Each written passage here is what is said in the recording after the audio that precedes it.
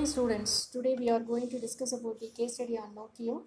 So in this case study we are going to discuss all the reasons of this company's failure. Before moving on to the detailed description about the reasons for the failure of this particular company, I would like to give some introduction about this company. Nokia was the leading company for 14 years. It was started in the year 2000. It was started in the year 1992, but over a period of time, it has grown well. But due to some reasons, it has got failed in its survival. It was not able to compete with their competitors. It was at that time it was considered as the most popular phone across the world. So it was used by almost all classes of people. And in 1994, it launched Nokia 2100. It goes on to sell 20,000 million. Its target was 40 lakhs million. But if you see the phenomenon growth from 1996 to 2011, the turnout of this particular company was 6.5 billion euro dollars, and it has reached to 30 billion euro dollars within a short period of time, that is 14 years. The the growth of the sale is very huge.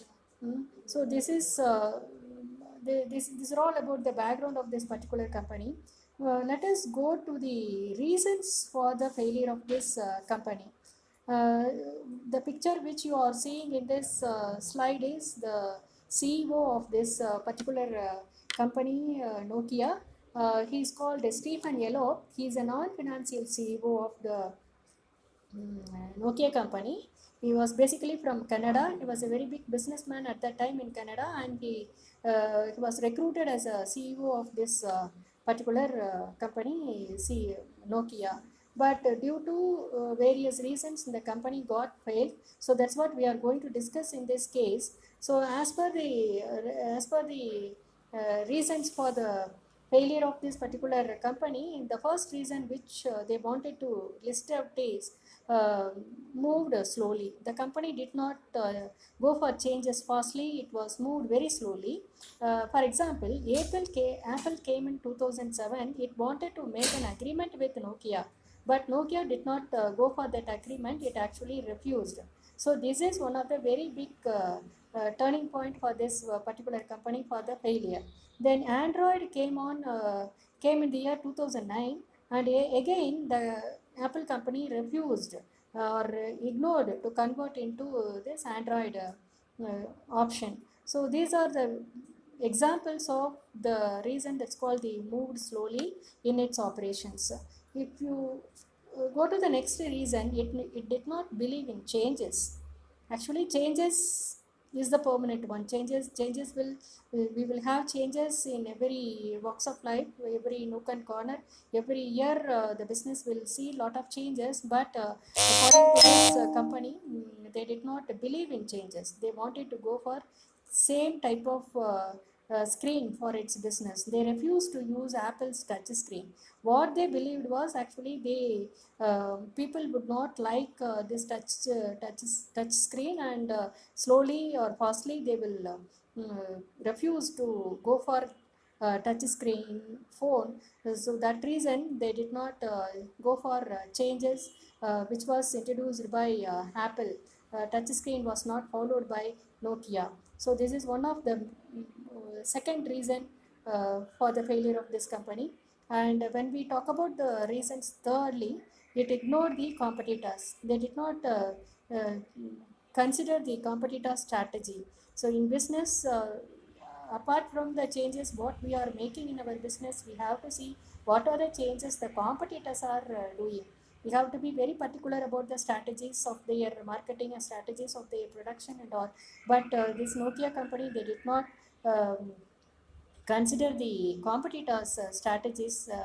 Naturally, they ignored the competitors' strategies. For example, Samsung was building phones for Symbian and Android and their own OS Bada.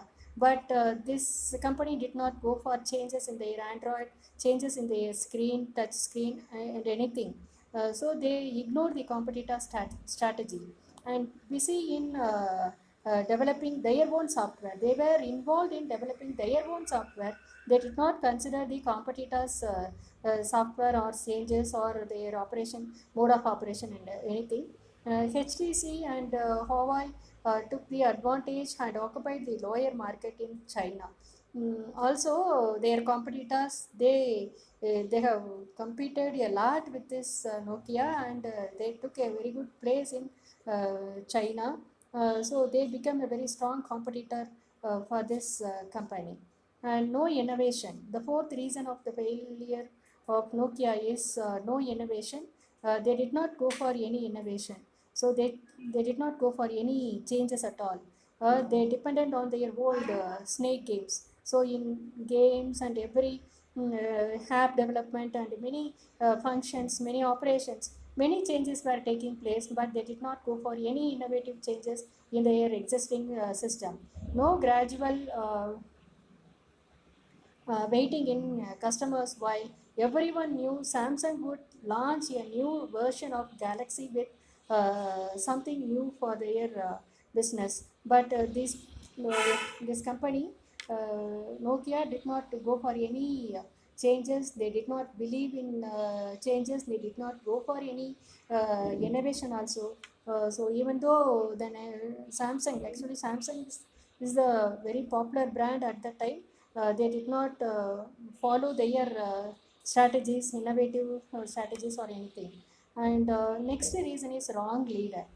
Leader is a very important person, because uh, whether that ship is reaching the shore or not all depends upon the captain. So captain plays a very huge role, very important role in taking a business into the next level. So if you see here, Stephen Elpo, he was a wrong leader for that particular company at the time 2011. So hiring a CEO who did not work for them. So they hired a CEO, but he did not work for them. That company, for that company, he did not work. So that was the main reason. Also, they considered as for their failures. He did not concentrate on competitors or competitions or anything. So he was forced to sell Windows phones to market, while Android and iOS was accepted by many people. They were forced to sell their product instead.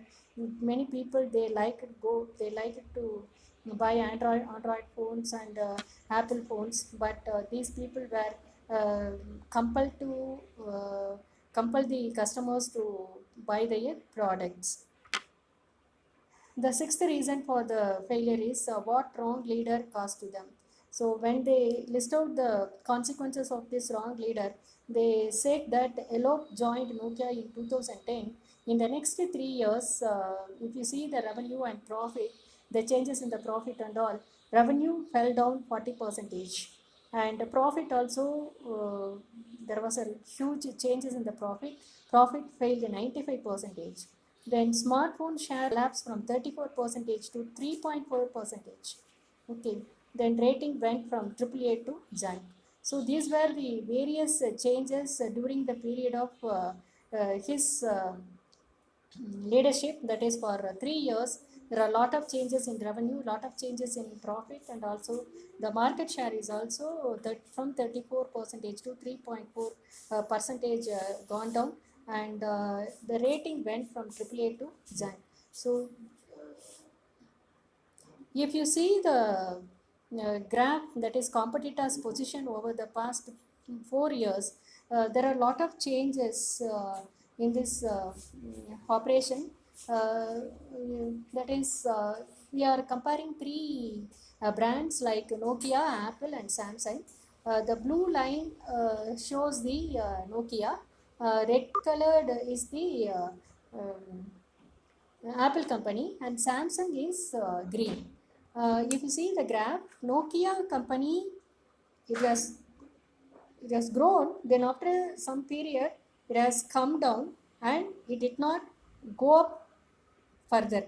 So gradually, it has the trend was, it was a downtrend. Then if you see the Apple company, Apple, it was growing, and only a small change in its growth for a small period, and again steeply went up.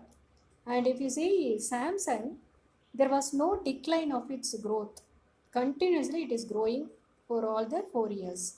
So Samsung was the very um, powerful competitor or brand for this Nokia company.